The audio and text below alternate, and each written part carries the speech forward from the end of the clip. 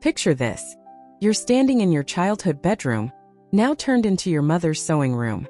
The walls that once held your dreams now hold her quilting supplies. The bed where you once planned your future now sits a woman who raised you, asking you for the third time today what year it is. This is the moment you realize that aging isn't just about wrinkles and gray hair. It's about watching the strongest person you've ever known slowly fade away, while simultaneously discovering that you're stronger than you ever imagined possible. If you've ever felt the weight of watching someone you love age, or if you've caught yourself avoiding mirrors because you don't recognize the person staring back, then everything I'm about to share with you will change how you see the second half of your life forever. Nobody tells you that aging is like watching a magic trick in reverse. Instead of pulling a rabbit out of a hat, life slowly puts everything back in one piece at a time. Your knees start creaking like old floorboards. Your back protests when you garden too long. Your eyes need help reading the small print that used to be crystal clear. But here's what they don't tell you about this reverse magic trick. It's not about what disappears. It's about what appears in its place. When Margaret turned 65, she thought her life was over. Her children had moved across the country. Her husband of 42 years had passed away suddenly from a heart attack. She found herself rattling around in a house that suddenly felt too big, too quiet, too full of memories that seemed to whisper her name from every corner. She would sit at her kitchen table, the same one where she'd helped countless homework assignments and served thousands of family dinners, and wonder if anyone would even notice if she just stopped existing. But Margaret made a decision that would change everything. Instead of shrinking into her grief, she decided to expand into it. She realized that her sadness wasn't just about loss. It was about love. You can't grieve deeply unless you've loved deeply. And if she had loved that deeply once, she still had that capacity within her. So she started volunteering at the local literacy center, teaching adults how to read. She discovered that her patience, hard-earned through decades of raising children and managing a household, was exactly what these struggling students needed. The first student she worked with was a 73-year-old man named Carlos, who had hidden his inability to read his entire adult life. He had worked construction for 50 years, raised 6 children, and built a successful contracting business, all while carrying the secret shame of illiteracy. When Margaret sat with him for their first lesson, he broke down crying.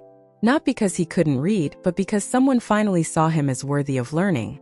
Margaret realized that her gift wasn't just in teaching letters and sounds. It was in seeing people's potential when they couldn't see it themselves.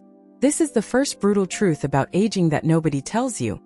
Your value doesn't decrease as your body changes. It transforms. Society might try to convince you that you become less relevant as you get older, but that's one of the biggest lies ever told. The truth is, you become more essential, not less. You've accumulated something that cannot be bought, borrowed, or faked. Wisdom born from experience. Think about it this way. When you were 20, you knew everything but had experienced nothing. When you were 30, you were building your life but didn't yet understand what life would build in you. When you were 40, you were so busy living that you barely had time to learn from what you were living through. But now you've been through enough seasons to recognize the patterns. You've weathered enough storms to know which winds bring rain and which ones bring relief. You've loved enough to understand the difference between infatuation and devotion, between passion and commitment, between wanting someone and truly needing them. But here's where it gets complicated, and this is the second brutal truth. Aging forces you to confront every lie you've ever told yourself about who you are and what matters. When you're younger, you can hide behind busyness, behind the noise of career building and family raising and social climbing. You can convince yourself that you'll figure out what makes you truly happy later, when you have time. But aging strips away the luxury of later. It puts you face to face with yourself in a way that can be absolutely terrifying. Martha learned this the hard way when she retired after 35 years as a high school principal. For decades, her identity had been wrapped up in her title, her authority, her ability to solve problems and shape young minds. She was the person everyone came to for answers. She was the one who had it all figured out. But when she cleaned out her office for the last time, boxing up awards and photos and thank you letters from students, she realized she had no idea who she was without that role. The first 6 months of retirement were brutal. She would wake up with nothing to do and nowhere to be needed. She found herself checking her email obsessively, hoping for some crisis that required her expertise. She would drive by the school and feel a physical ache in her chest, watching someone else park in what used to be her spot. Her husband, bless his heart, kept suggesting hobbies. Take up painting. Learn to play bridge. Join a book club. But none of it felt like her. It all felt like busy work designed to fill time until time ran out. The breakthrough came when Martha stopped trying to find herself in activities and started looking for herself in service. She realized that what she had loved about being a principal wasn't the authority or the recognition. It was the moment when she could help someone discover their own potential. So she started mentoring young teachers, not from a position of formal authority, but from a place of genuine care and hard-earned wisdom. The first teacher she mentored was Sarah, a 24-year-old who was ready to quit after her first semester. The kids were challenging, the parents were demanding, the administration was overwhelming, and Sarah felt like she was drowning. But Martha saw something in Sarah that Sarah couldn't see in herself. A natural ability to connect with difficult students, the same gift Martha had recognized in herself decades earlier.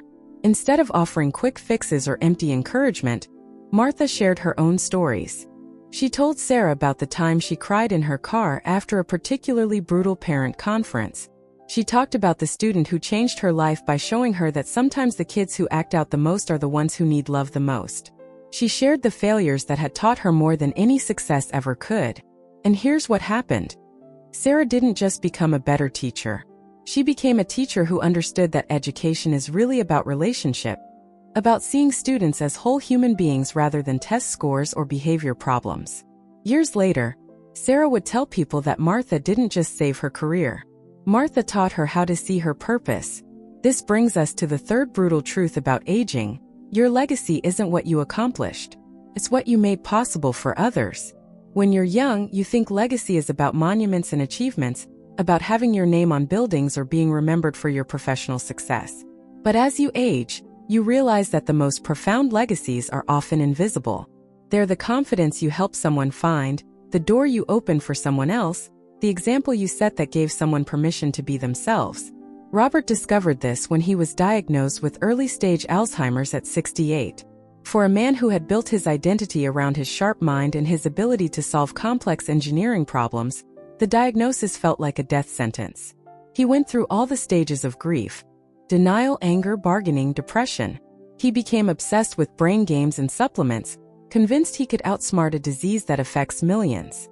But gradually, Robert began to shift his focus from what he was losing to what he still had to give.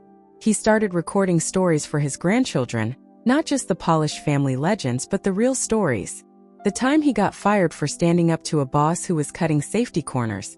The year he and his wife almost got divorced because they had forgotten how to talk to each other. The night he held his premature daughter in his hands and promised her that he would become the kind of man worthy of being her father. These weren't stories of triumph and success. They were stories of stumbling and getting back up, of making mistakes and learning from them, of being human in all its messy, complicated glory. And something beautiful happened. His adult children started calling more often, not to check on his symptoms, but to hear more stories. His grandchildren, who used to see him as the formal grandfather who gave practical gifts and dispensed practical advice, began to see him as a real person who had lived a real life. Robert realized that his greatest gift to his family wasn't going to be a perfect mind preserved in amber. It was going to be the permission to be imperfect, to struggle, to fail, and to keep going anyway. In sharing his vulnerabilities, he was teaching them that strength isn't about never falling down. It's about getting up every single time you do. This connects to the fourth brutal truth. Aging teaches you that control is an illusion, and that's actually liberating. When you're younger, you exhaust yourself trying to control outcomes, manage perceptions, and force life to conform to your plans. You believe that if you just work hard enough, plan carefully enough, worry thoroughly enough, you can prevent bad things from happening. But aging strips away that illusion with ruthless efficiency. Your body changes regardless of how many anti-aging creams you buy. People you love die regardless of how well you took care of them. Children make their own choices regardless of how perfectly you tried to raise them. Careers end regardless of how indispensable you thought you were. First, this loss of control feels terrifying. But gradually, if you let it, it becomes the most freeing experience of your life. When you stop trying to control everything, you have energy to actually experience something. When you stop managing everyone else's opinion of you, you discover who you actually are. When you stop preventing every possible disappointment, you become available for every possible joy. Eleanor learned this at 71 when her doctor told her she had 6 months to live. The cancer had spread too far, too fast. There were treatments that might buy her time, but they would likely steal her quality of life. She had always been the type of person who fought everything, who researched every option, who got second and third and fourth opinions. But something about this diagnosis felt different. Instead of fighting the inevitable, Eleanor decided to embrace the time she had left. She stopped the treatments that made her sick and started doing things that made her feel alive. She took her great-granddaughter to feed ducks at the park every Tuesday. She finally planted the wildflower garden she had been planning for 20 years. She wrote letters to people she loved, not because she was dying, but because she was finally living without reservation. The remarkable thing was that Eleanor didn't die in 6 months. She lived for another 3 years, and they were the most peaceful, joyful years of her adult life. Her oncologist called it miraculous, but Eleanor knew better. She hadn't been cured by medicine. She had been healed by finally stopping the exhausting work of trying to control what was never hers to control in the first place. This brings us to perhaps the most important brutal truth about aging. It's not about adding years to your life, but life to your years. Society is obsessed with anti-aging, with looking younger, with denying the passage of time. But this obsession misses the entire point. The goal isn't to live longer. The goal is to live deeper.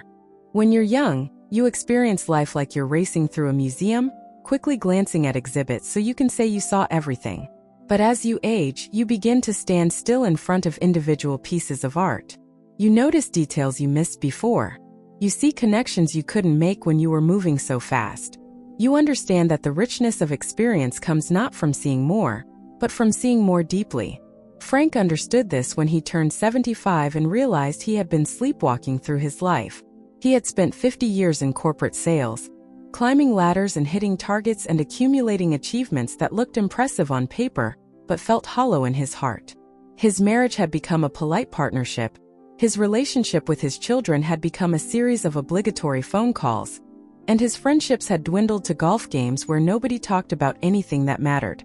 The wake-up call came when his best friend from college had a heart attack and died suddenly. At the funeral, Frank listened to person after person talk about how Jim had touched their lives, how he had been there during their darkest moments, how he had celebrated their victories and mourned their losses. Frank realized that if he died tomorrow, the eulogies would focus on his professional achievements, not on the lives he had impacted. So Frank made a radical decision. He retired early and started living intentionally. He began having real conversations with his wife, sharing fears and dreams they hadn't talked about in decades. He started taking his grandchildren on individual adventures, creating memories instead of just buying presents. He volunteered at a hospice, sitting with dying people who had no family, holding their hands and listening to their stories. What Frank discovered was that depth of experience is infinitely more satisfying than breadth of achievement. One conversation where someone trusts you with their deepest fear is worth 1,000 superficial interactions. One moment where you truly see another person's pain and offer genuine comfort is worth a lifetime of polite small talk. This is why aging, despite all its challenges, despite all its losses, despite all its brutal truths, is actually a gift. It forces you to stop collecting experiences and start savoring them. It pushes you past the shallow end of life into the deep waters where real meaning lives. The final brutal truth about aging is this: it's not something that happens to you. It's something you participate in. You can age bitterly, focused on everything you've lost, resentful of younger people, angry at a world that seems to have forgotten you. Or you can age gracefully, not in the sense of denying the changes in your body, but in the sense of embracing the changes in your soul. Graceful aging means accepting that you are not the same person you were at 20 or 30 or 40, and celebrating that fact. That younger version of you was necessary. They did the hard work of building a life, establishing a career, raising a family, learning how to be in the world. But this older version of you has done something even more important. You've learned how to be yourself. You've lived long enough to know what brings you joy and what drains your energy. You've made enough mistakes to develop compassion for other people's failures. You've experienced enough loss to truly appreciate what remains.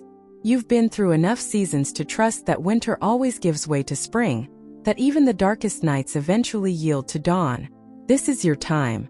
Not your time to slow down or step aside or fade quietly into the background. This is your time to step fully into who you were always meant to be. This is your time to speak the truths that only someone with your experience could know. This is your time to offer the love that only someone who has learned how precious and fragile life is could give. The world needs your wisdom. The younger generations, despite their confidence and their technology and their certainty, are struggling with the same fundamental questions human beings have always faced. How do I find meaning? How do I love well? How do I live with purpose? How do I face my fears? How do I keep going when life gets hard? You have the answers not because you read them in a book or learned them in a class, but because you lived them. You know what it feels like to lose someone you can't imagine living without and discover that you can not only survive but eventually thrive again. You know what it's like to fail at something you thought defined you and realize that your worth has nothing to do with your achievements. You know what it's like to watch your children make choices you wouldn't make and love them anyway. You know what it's like to forgive someone who hurt you deeply and find that forgiveness heals you more than it heals them. These aren't abstract concepts to you. They're lived experiences. They're scars that have become wisdom, wounds that have become sources of strength, losses that have become deeper appreciation for what remains. So here's how you embrace the brutal truths about aging. You stop apologizing for taking up space and start claiming your place. You stop trying to be who you used to be and start celebrating who you've become. You stop seeing aging as decline and start recognizing it as refinement. You stop focusing on what you can no longer do and start appreciating what you can now see. You've earned every gray hair, every wrinkle, every ache and pain. They're not signs of failure. They're badges of honor. They're proof that you didn't just exist. You lived. You didn't just survive. You experienced. You didn't just take up space. You made a difference. The brutal truth about aging is that it's not brutal at all. It's beautiful. It's the natural culmination of a life fully lived. It's the reward for making it through all the challenges that could have broken you but didn't. It's the prize for keeping going when you wanted to give up, for loving when you were afraid of getting hurt, for hoping when everything seemed hopeless. Your age is not your enemy. It's your ally. It's the accumulation of every moment of joy you've experienced, every act of kindness you've given and received, every lesson you've learned, every person you've loved. It's the sum total of a unique human experience that no one else in the history of the world has ever lived. Embrace it. Celebrate it. Share it. The world is waiting to learn from you. As you close your eyes tonight, remember that every sunrise you've witnessed, every tear you've shed, every laugh that echoed from your heart has woven you into the masterpiece you are today. You are not growing older. You are growing deeper, richer, more valuable with each passing day. Your story isn't ending. It's reaching its most beautiful chapters. And somewhere out there, someone younger is watching you navigate this journey, learning from your courage, your grace, your refusal to fade quietly into the background. You are their lighthouse in the storm of uncertainty about what lies ahead. Shine brightly because the world needs your light now more than ever. What resonated most with you in today's message? Have you discovered your own brutal truths about aging that have actually set you free? Share your story in the comments below. Your words might be exactly what someone else needs to hear today. And if this video reminded you that your best chapters are still being written, hit that subscribe button and join our community of people who refuse to let age define their limits. Thank you for spending this time with me, and for being brave enough to look at aging through a new lens.